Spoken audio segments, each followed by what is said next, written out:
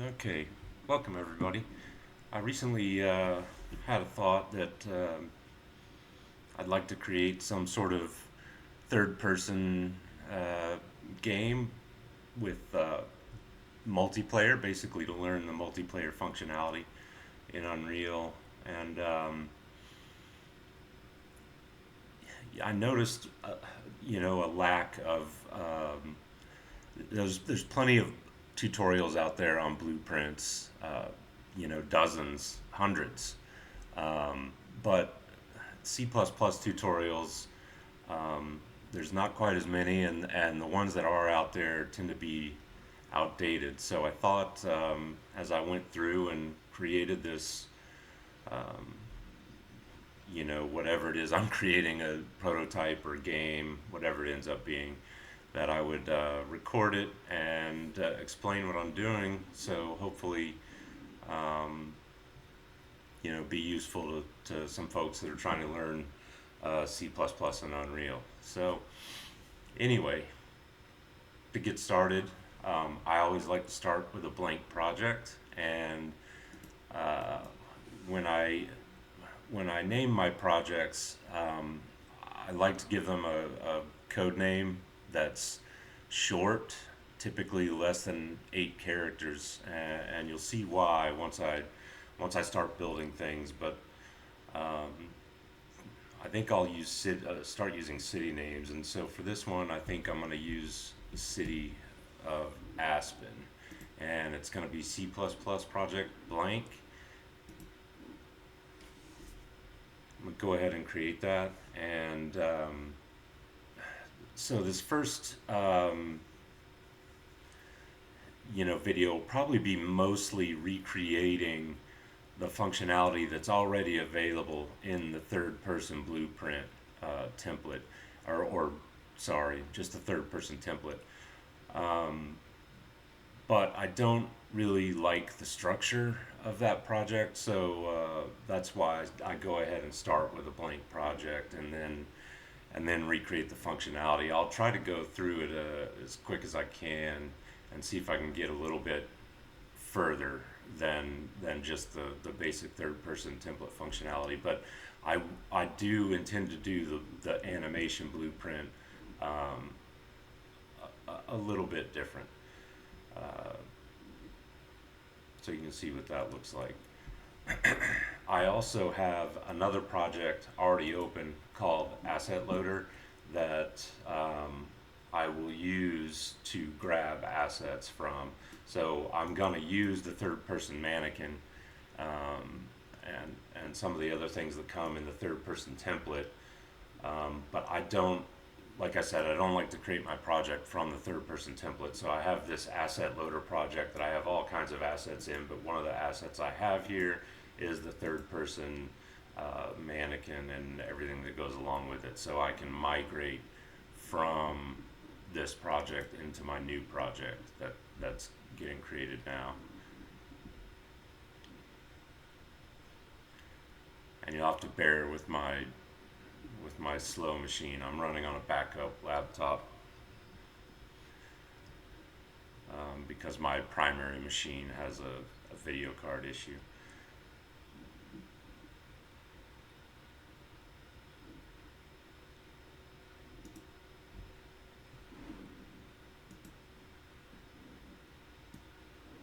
Okay, so this project is opening. So I'll explain.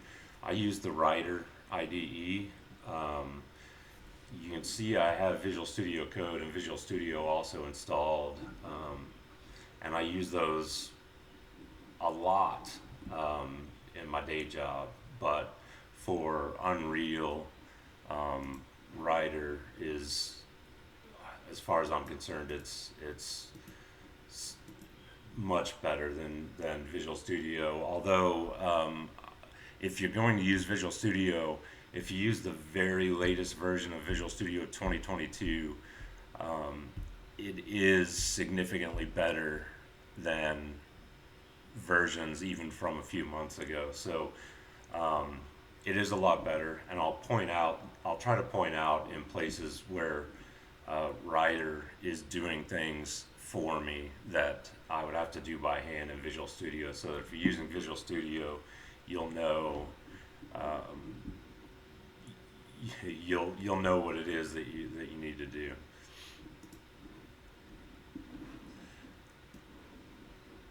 Okay, first thing I'm gonna do is in this content folder, I always create a folder called app, and that's where all of my content is gonna live. I do that just so that I have my own folder, so that when I migrate in content, assets that I'm going to use, they don't show up with, they don't intermingle with my main game content. So I create an app folder and create a new level, basic, and then save that level, and I'm going to create a maps folder in my app folder, and we'll just call this test map for now. And then before I get into the code, I know I'm gonna need some input. I know I'm gonna need some input actions for moving and looking. So I'm gonna go ahead and create a input folder. And inside of that, I'm going to create an actions folder. And then we're going to create input actions. And I'm going to prefix pretty much everything I create. I'm going to prefix with my project's code name, and that's why I like to keep it under 8 characters, so that I don't end up with huge asset names. So this is going to be Aspen underscore move, and if I open that up,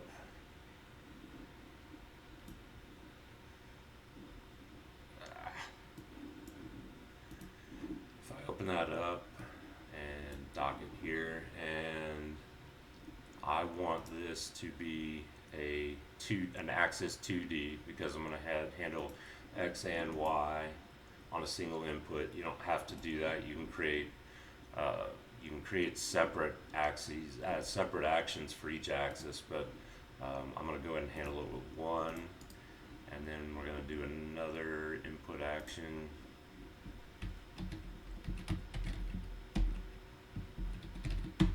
For looking, and that is also going to be axis 2D.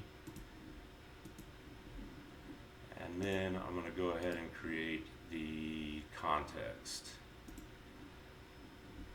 and I'm going to call it IMC underscore Aspen underscore defaults. I'm going to add a mapping for move and a mapping for look. And for move, I'm going to use the keyboard WASD. So I'm going to need 4 bindings, WASD.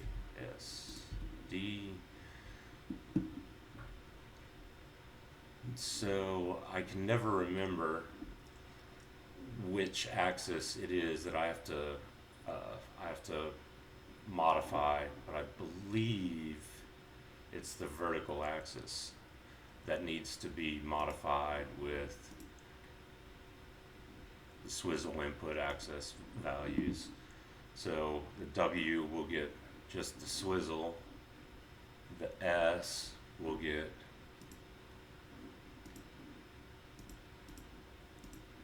the swizzle and negate. So then A, which is left, is just going to get negate, and then D should need nothing. And if I've screwed this up and done the axes backwards, I will come and fix it once it becomes obvious. So I have my input actions created and I have my map created, so I'm ready to write some code. So uh, first things first is I like to create, and this is one thing that Writer does for you that Visual Studio does not, is it has built-in uh, templates for the Unreal class, for creating Unreal classes. Um, if you're using Visual Studio, I believe there are plugins available that can do this. I can't really speak to how good they are. Um, but if you don't have one of those plugins, um, you can create your C++ classes in the editor. Um, but I can't imagine doing that. I'd check into the plugins that are available for creating Unreal classes. So the first one I'm going to create is my game mode, and so this is going to be Aspen game mode, and I'm going to inherit from game mode base, and I'm going to use the private structure because in my opinion, I'd rather have my header and C++ files together in one folder. And I'm not creating a plugin, so I don't really need, everything can be private. So I'm going to put this in a folder called core.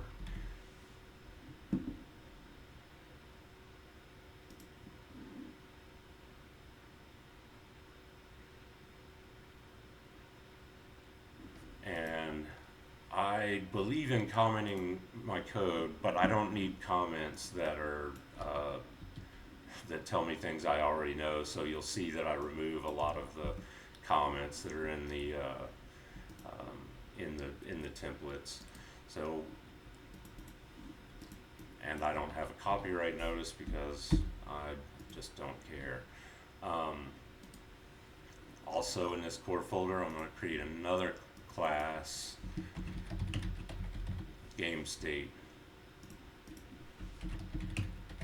and I'm going to inherit from game state base, put it in the core folder, private class, and Aspen game state. Like I said, I prefix pretty much everything with that code name. So I have a game mode and a game state.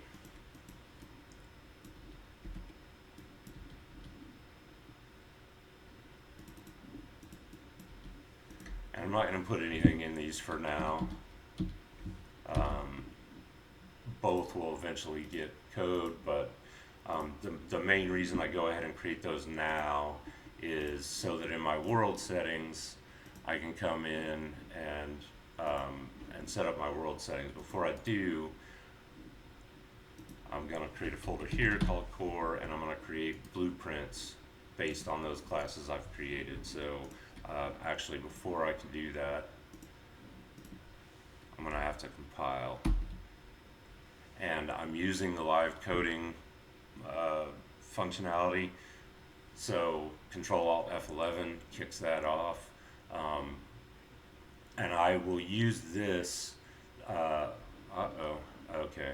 It's because I've got these other projects open and it doesn't know what's going on. So this is the problem with the live coding plugin, is it has a lot of little issues.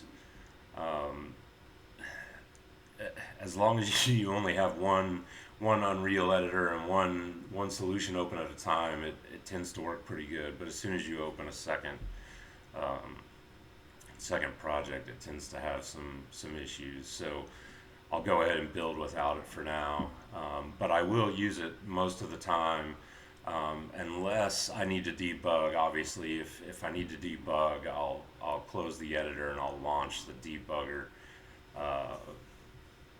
from my code editor so that I can step into code. But when I'm not stepping into code, most of the time I'll use the the live coding functionality as long as it works. Now that I've built that and it's finished, let me go ahead and relaunch Unreal.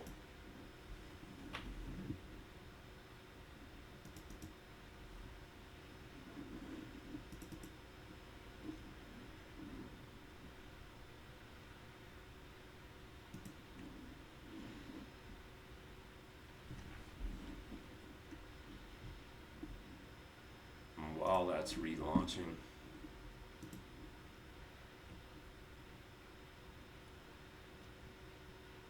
I might as well go ahead and create my character class.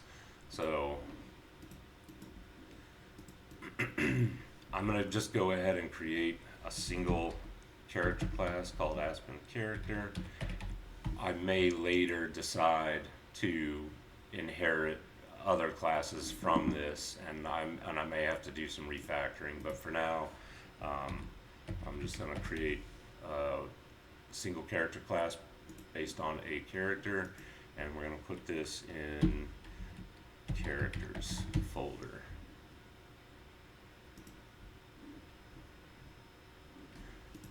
And once again, get rid of all these comments that I don't need. I don't need to be told that the constructor sets the default values. I already know that. So to me, these comments that are here are really just noise that I'd rather not have.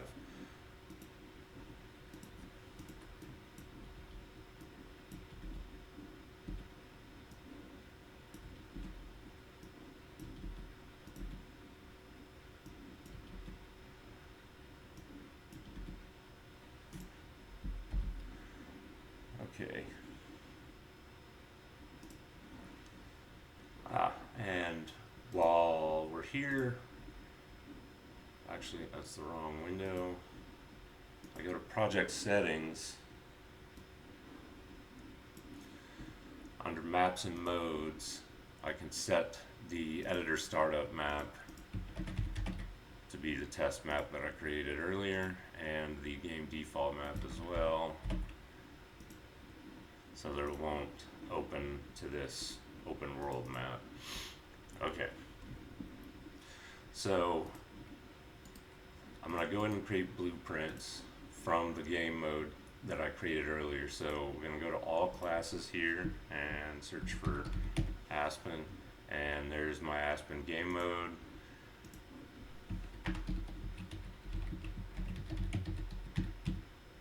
And there's the blueprint, and I will go ahead and create one from the game state as well.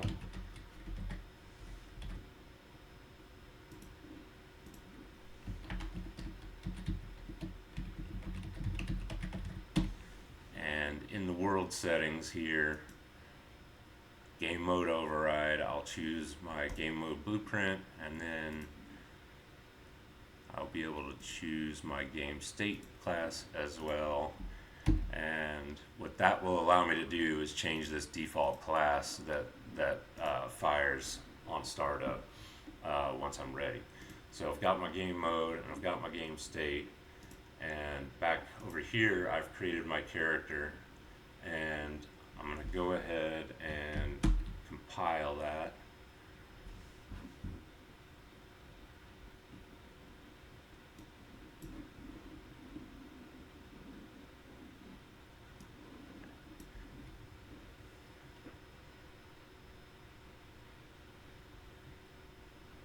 And this time the live coding seems like it's going to work just fine.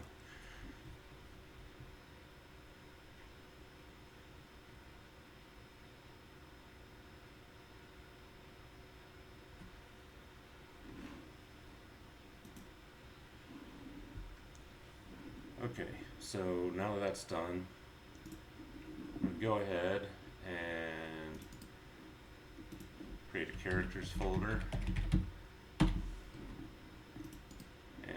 I'm going to create a blueprint class based on wrong project name, based on Aspen character, and for now we'll call this Aspen player character. And I will change, in my world settings, I'll change the default pawn class to Aspen player character. Now, this class has, it comes, with a character movement component and the skeletal mesh component. I need to add let me dock this. I need to add a spring arm and a camera to this character so that we can see what's going on. So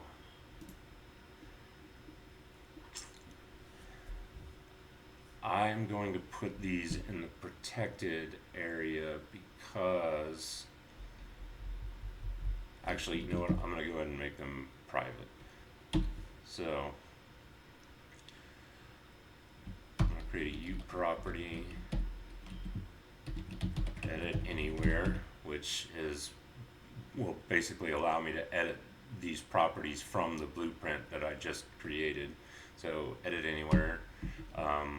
But I don't think I want to, I'm not going to allow, for now, the blueprints to actually,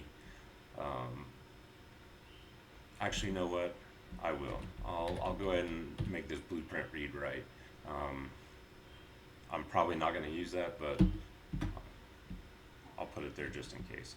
I'm going to give this a category so that all of my stuff shows up together in the editor, and I'm going to call this Aspen character,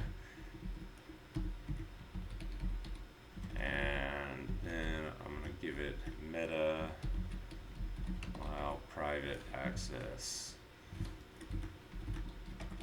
equals true. And so first we need a spring arm. So I'm going to use T-object pointer, which is the new way to do these pointers in Unreal Engine 5. Previously you would have just done U spring arm component, and that's right there is something that Rider does that Visual Studio does not. It automatically added my forward declaration for me. So previously in previous versions of Unreal, you would have done U spring arm component, camera boom equals null pointer. The Unreal Engine 5 way to do this is to use T-object pointer, which is a class that has been added that shouldn't be any different in runtime, but apparently in the editor there's some advantages to using this T-object pointer that I don't really understand. I haven't looked too deep into, but I think the main argument for using this T-object pointer is that the previous method may become deprecated at some point, so might as well go and use this new pointer object. It doesn't make really any difference to your code. So then I'm going to also add a U camera component, and just call that camera.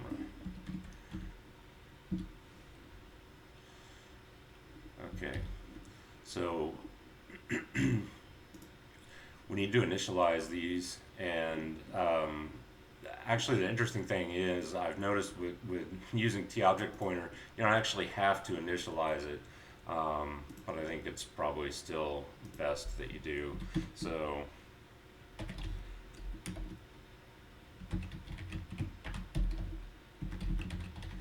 create default sub-object is how you initialize these components, so that the editor can work with them. So this is going to be U spring arm component, and another thing Rider just did for me is it automatically added my include for this component. If I was using Visual Studio, what I used to do in the past when I did use Visual Studio is I could never remember what all these includes are, so I would just have to Google use spring arm component, and first thing that's going to come up is the Unreal Engine documentation, which will give you the include that you need. It will also give you the module, which will come in handy later when we start using things that are not included in the build by default. So anyway, that's what you'll have to do if you're using Visual Studio. So we need to give this a name, and I'm just going to call it Camera Boom. And I'm going to attach it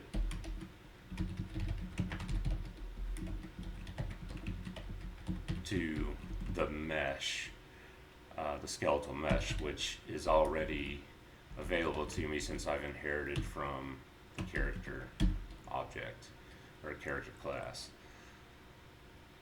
Then I'm going to do the same thing for the camera.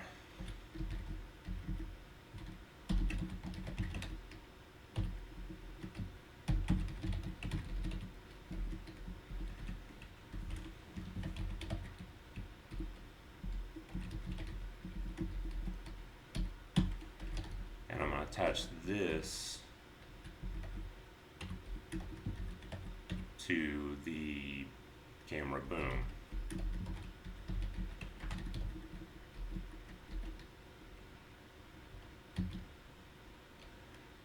And I'm going to go ahead and compile that. And I'm going to pause the recording for a minute so I can go grab a drink.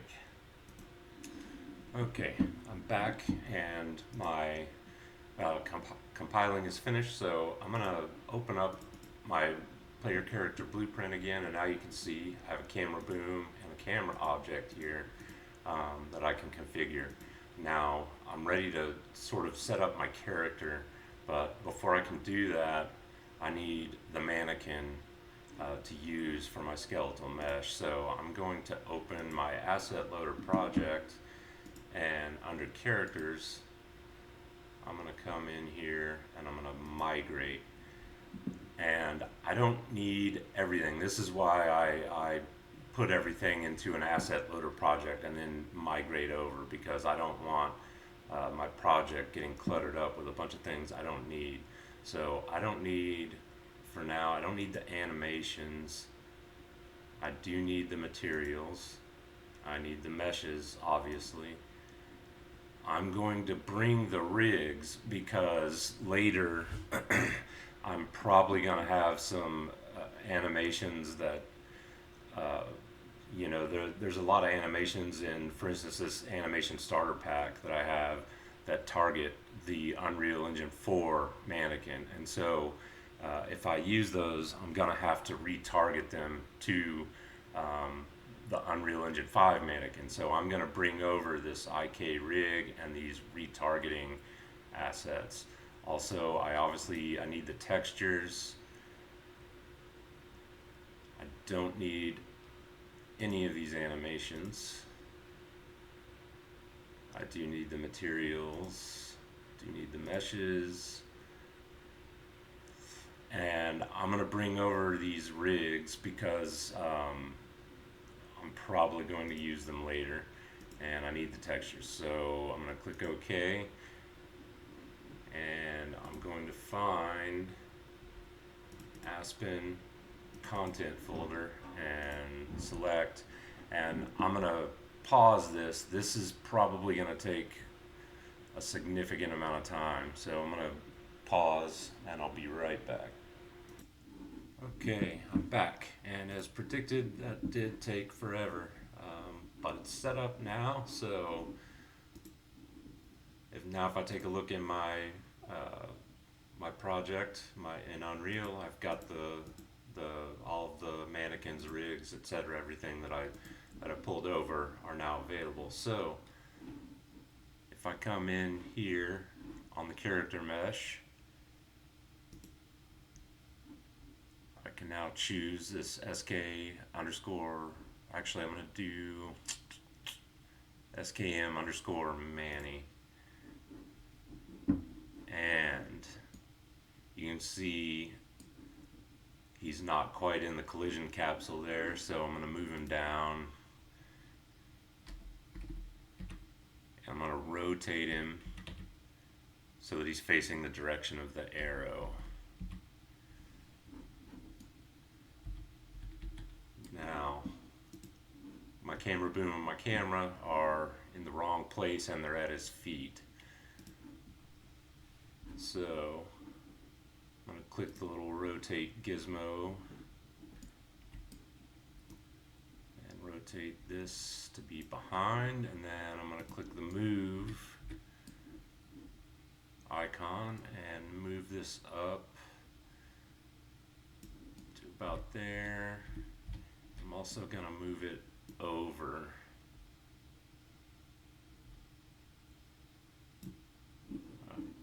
about there, I guess.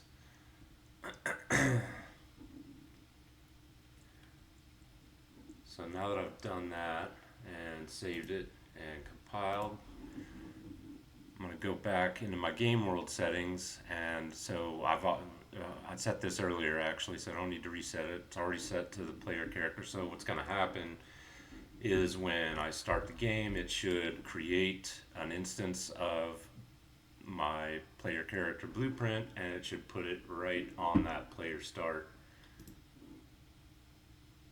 which it did.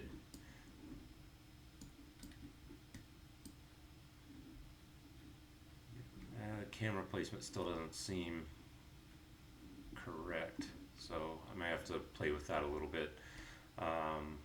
But my character's there, I can see him. I can't move him because I need to hook up those actions that I created earlier in order to do something. And obviously he's just there in that A pose because I have not created any sort of animation yet.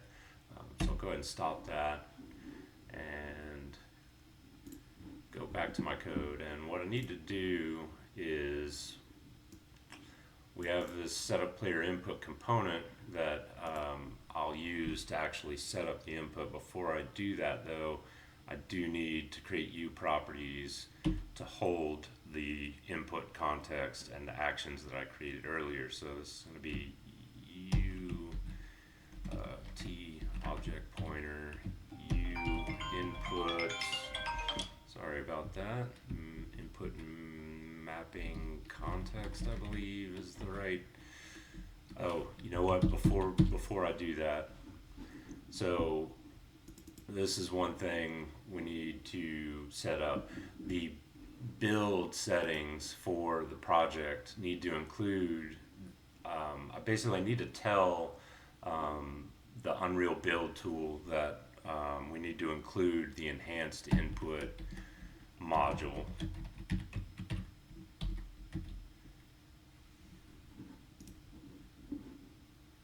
So this is a new module in Unreal 5 that we're using to do this input.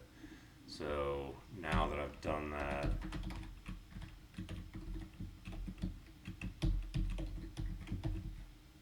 put mapping context, and it's not finding it. Probably I need to do a build first.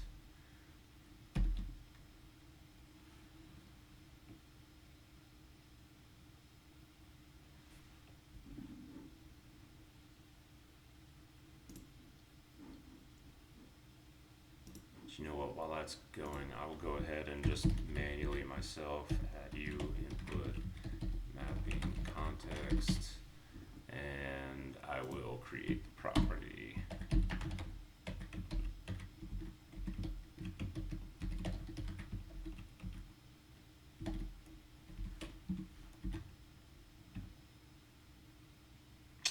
And we'll call this, we'll just call it input context.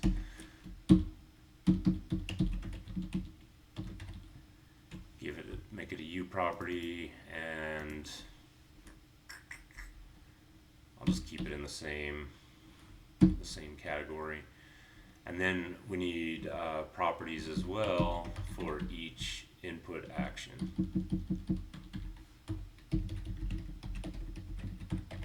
I believe that's the correct class name.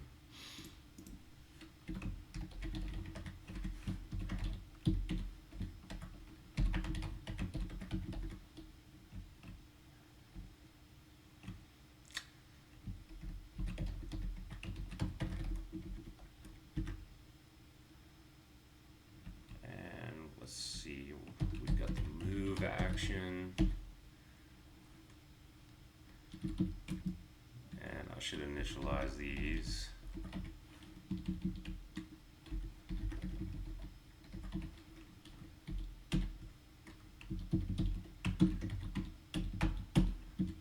And we have the look action.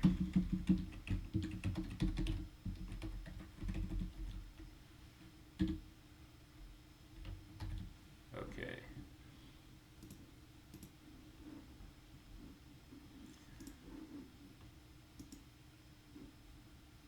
And my live coding is broken again because I've opened a second window. So let's make that go away.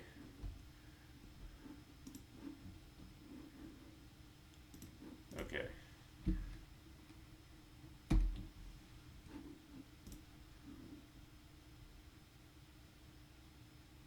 Okay, yep, it's working now. Okay, so I've created the input context and the input actions so that I can set them in the blueprint editor. Now I need to do something with them. So and there's a couple of things that we need to do, and I never remember the code offhand, so I've got some snippets.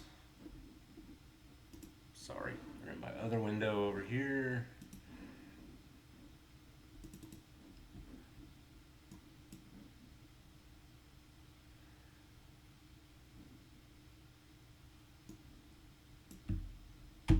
Okay, so the first step is in begin play. We need to set up the enhanced input system. So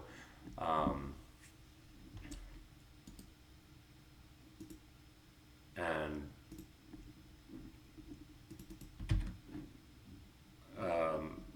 so Ryder isn't liking that, and I think I'm just gonna have to manually grab the include for this one, and you can see the enhanced input module here. It's telling you what module this is in, and because this is not included and it wasn't included in our build, we had to add it. So whenever you're using a module that isn't in your build file, you'll need to add it in. Okay, so add the include for that, and now that's showing up fine. Now we need to add the include for this as well. Is it gonna? Oh, sorry, what did I call this? Input context. There we go. So that's what that code looks like. All this is doing is basically configuring the enhanced input system, and it's telling it what context to use. So whatever context we configure in the blueprint editor is the one that's going to get set up here.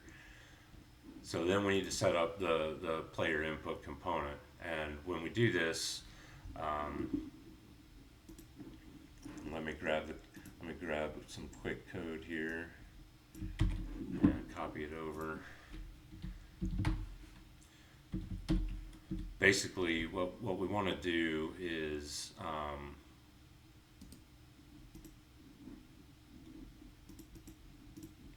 don't know why it doesn't like that. We'll see if it fixes itself when I build. Basically, we need to check to make sure we have a valid input component, and then we need to we're going to cast this to an enhanced input component, and then we're going to configure all of our input here. So but before we do that, we need methods to call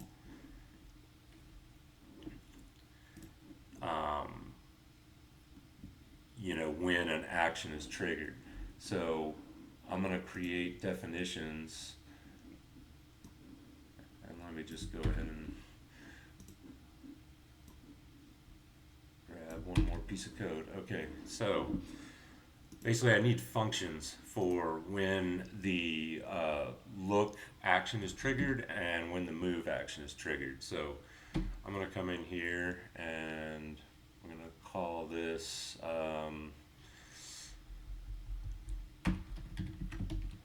move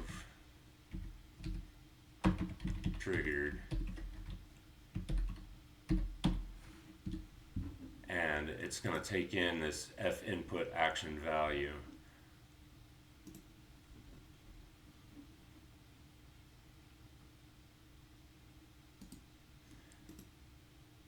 And no, yes, that's what I want. We need to add a forward declaration for that. So that is done. So we've got move triggered, and we're going to have look triggered.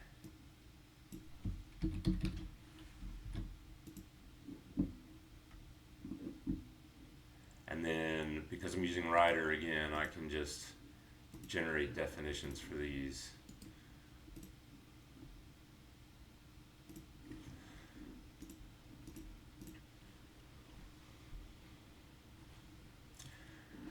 Okay, so I'm going to copy this code over from one of my snippets, and I'm going to explain what it does. So basically, since this action is a 2D axis, basically I need to grab out of this F input action value that comes in. I need to grab the actual value that I need. In this case, it's an axis 2D action, so I'm gonna get an F vector 2D from it. And then I'm gonna rotate. I'm gonna take the yaw and I'm gonna rotate the controller, and I'm gonna actually that's not right. So we're getting the controller rotation. We're creating a yaw rotation from that.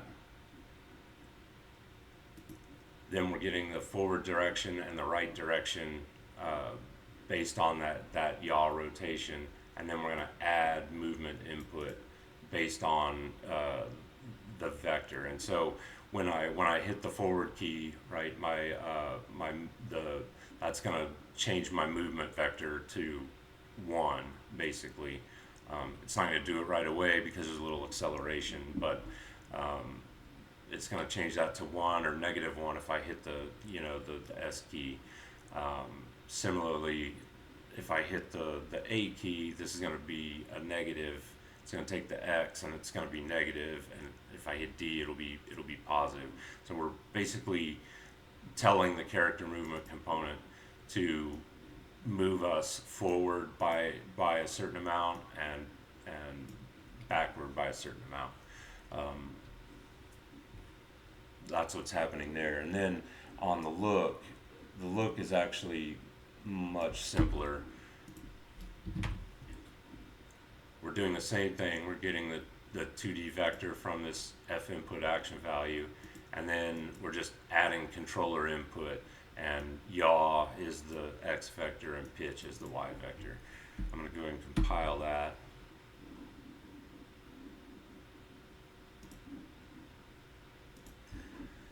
Okay, I had to step away for a little bit, but I'm back now. I need to kind of remember where I was at. So I had created the move triggered and look triggered functions, but I have not hooked them up yet. So they need to be hooked up.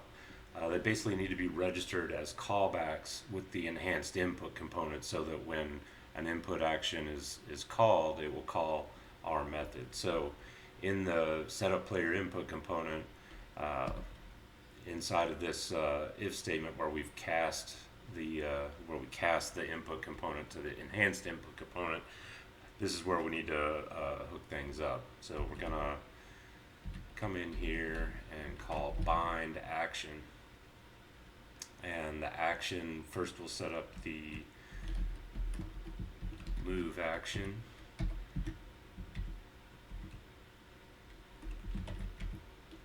And we're going to do the triggered event.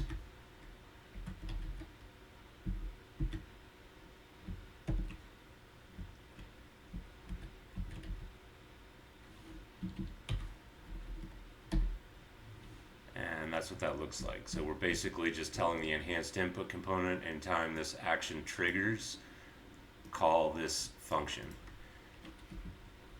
And we're going to do the same thing for the look.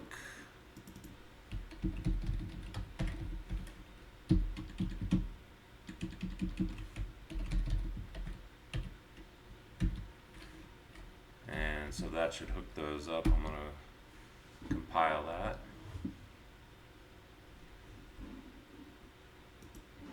Okay, now that compiling's finished, I'm going to take a look and see what we have.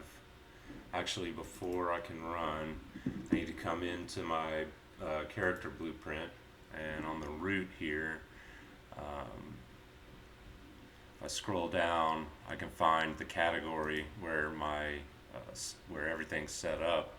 So I need to go ahead and assign the context and each action. And save and compile that. And by the way, I save a lot because, especially with the live coding setup, Unreal can sometimes suddenly stop working. So I save constantly. So let's see what I have now. And I can move him around. Of course, he's not animated yet. We'll deal with that here in just a bit. But there is one thing I want to change right now. When I move left and right and backwards and forwards, this move is kind of like a strafing action, and I'm gonna want that eventually. But for now, I'd rather have him moving, facing the direction that he's moving. So if I come into the character movement component and there's a setting, orient rotation and movement. I'm going to check that.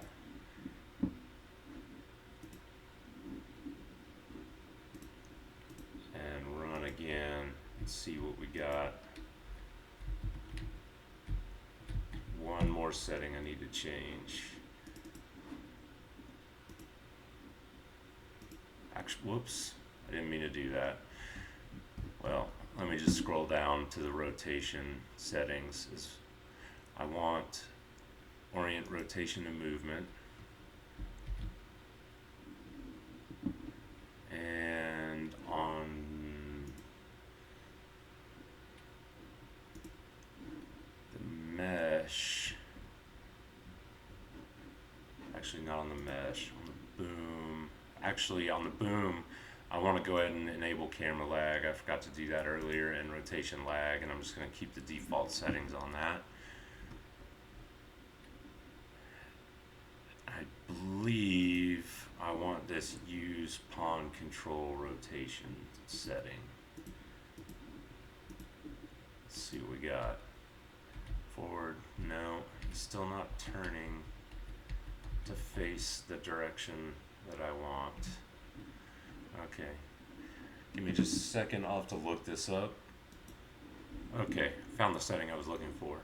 So, the setting I'm looking for is in the pawn settings. Use controller rotation yaw needs to be turned off.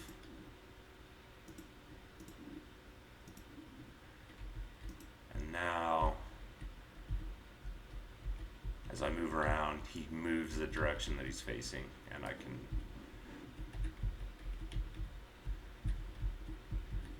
I still have one problem, which is the camera is not moving with the mouse, which I believe.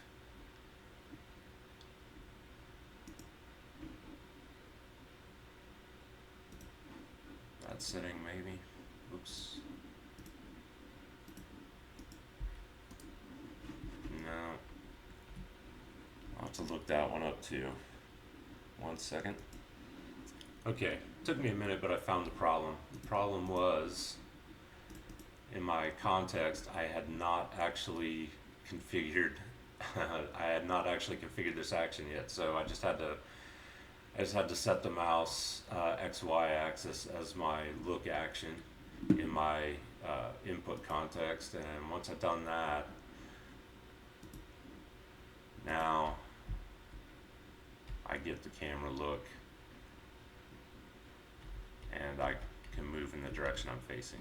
So that's what I want for now. I think I'll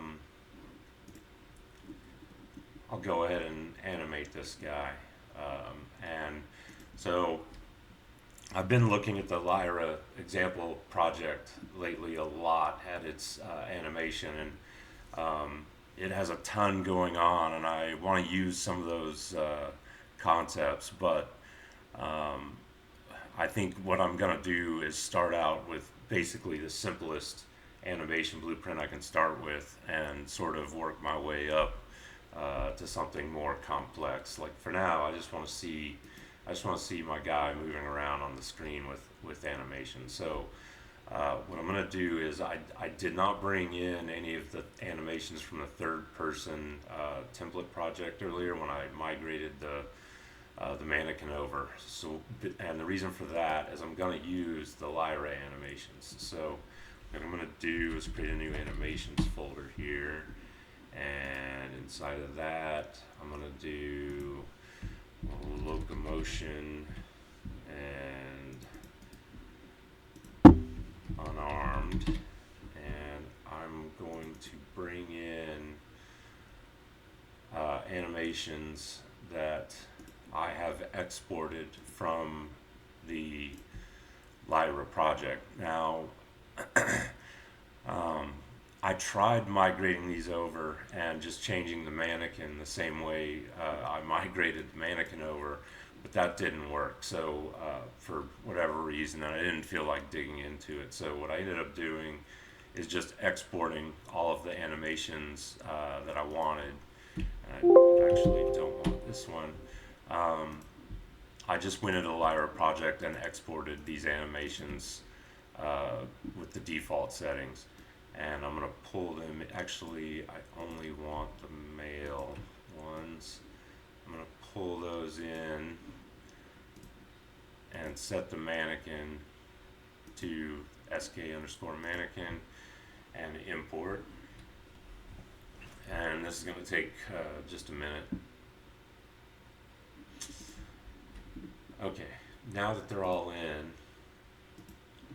I'm going to go ahead and create an animation blueprint. Actually, you know what? Before I do the blueprint, I'm going to go ahead and create a blend space 1D using the mannequin, and we'll call this BS_Aspen.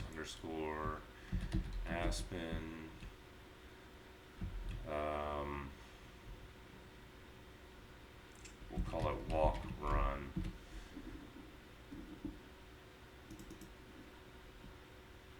And I'm going to come in here, and my axis, horizontal axis, I'm going to name speed, and I believe the default character's maximum speed is 500.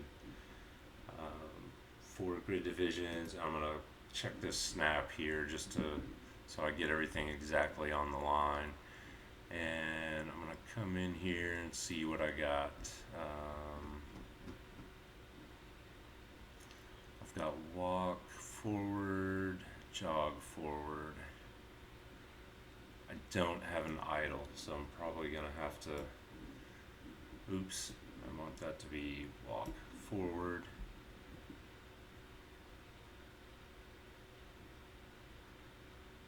And jog forward for the maximum, and I need an idle. So I'm gonna real quick, I'm gonna open up the Lyra project and grab an idle animation from it. I'm gonna pause. Okay, I'm paused just so I can show you where I'm getting these animations from. In the Lyra starter project, in the characters folder, heroes, mannequin, animations, locomotion, unarmed. This is where I've been grabbing these animations from. So I need the idle animation. So I'm going to search for idle, and I want this one right here, the unarmed idle ready. So I'm gonna go to Asset Actions, Export, and I'm gonna export it to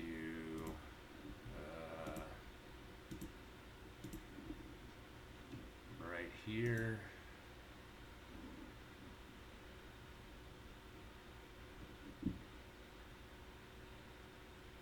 And we'll give it just a minute.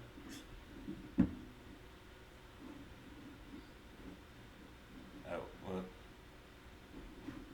actually it's asking me for the options, so I'll show that to you. I'm just keeping all the defaults. I'm not changing anything, except I did have to change this to 2020, and I don't honestly know what the difference is, but that's what I'm doing. Export, and now that's exported.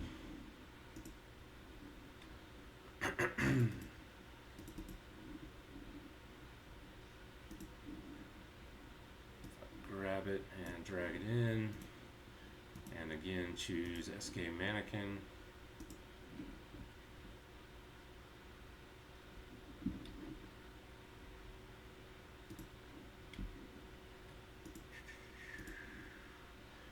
Come back to the blend space and drag the idle in for. So this is basically, this is a graph with speed as the axis, right? So when speed is 0, we want to play the idle animation. When it's 125, we want to be playing walk, and when it's 500, we want to be playing jog. And this blend space is just going to blend between all these animations. So if I hold down the control key and move, I can see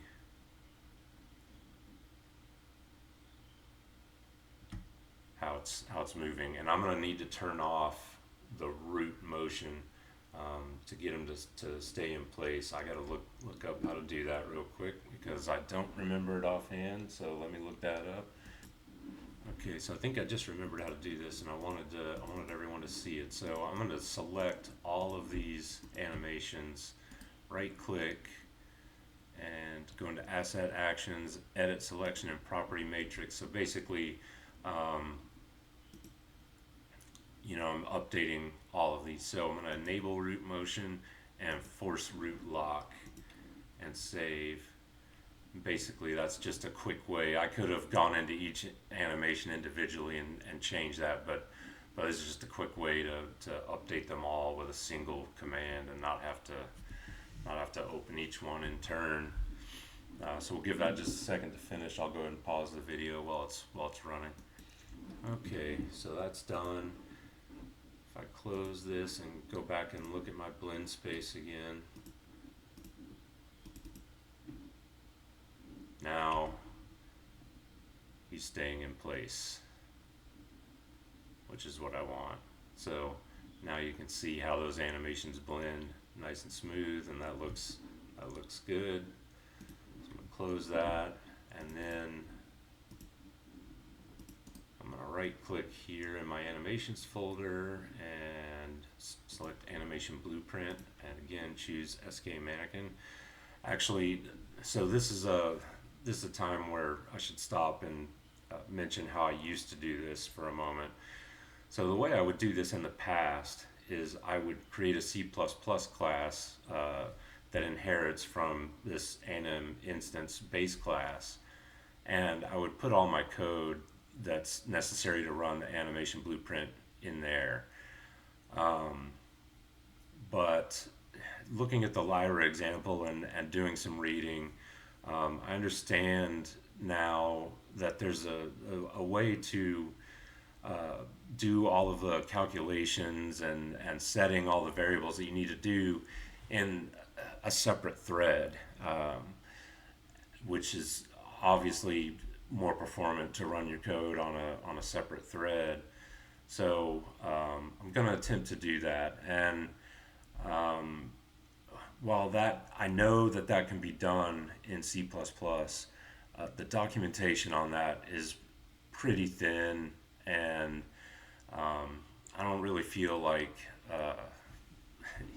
messing with that right now. So I'm going to put all of the logic to set the variables that I need in the blueprint. And so this, I'm just going to inherit from the regular anim instance. So I'm going to go ahead and create that and call it ABP underscore Aspen underscore character. Now, I'm going to go ahead and create a state machine in here, and I'm going to do this as like I said, as simple as possible at first, and I'll add to it as I go. Right now, I'm going to have a single state machine, locomotion, and inside of that state machine is going to be the blend space that I created, and that's it. Now, for this blend space to work, we need to supply it with a speed, the speed that the character's moving. And so, like I said previously, I would have done that in C++. But I think I'm going to give a shot and try this new way to create animations that run on a separate thread. And so to do that, I'm going to create a function in here, and I'm going to click this little override drop down and choose blueprint thread safe update animation. And inside that, I'm going to right click and I'm going to do property access. And in property access, I'm going to try get pawn owner, and then from there I'm going to get the velocity, and then from that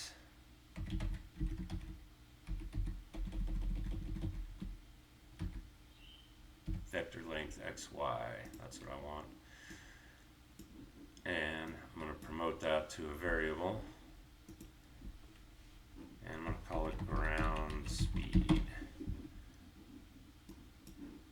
I'm going to hook it up,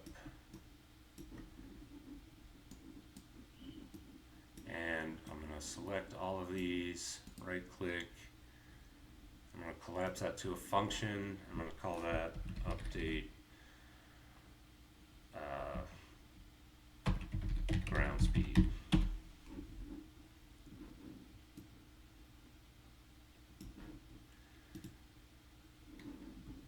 And it doesn't like that because this ground speed function needs to be thread safe. And that is right there. Click that checkbox, compile it. Now it works fine. Save it. So now I'm setting this ground speed variable in this function. So if I go back to my anim graph and to my where I've got the blend space set up, now I can drag off of this and say get ground speed.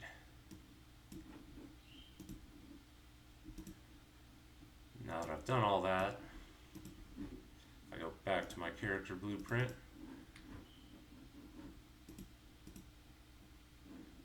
and choose the mesh, and right here we've got use animation blueprint, and in the anim class I'm going to choose ABP Aspen character, compile, save that. Let's see what happens. Nothing yet. He's still not animated. Okay, 1 second. Okay, so the problem is back in my main anim graph, I did not hook up my state machine to the output pose. So now that I save that and compile it and run, now let's see if we got anything. Yes. Now because I'm using the keyboard,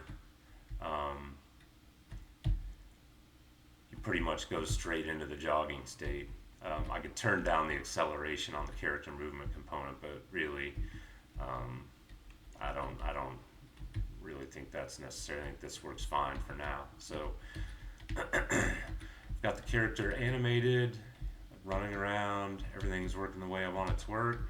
I think that's where I'm going to stop this one and try to figure out what I want to do next. So thank you, and if you have any questions or comments, or if you'd like, obviously I'm doing. Oh, you know what?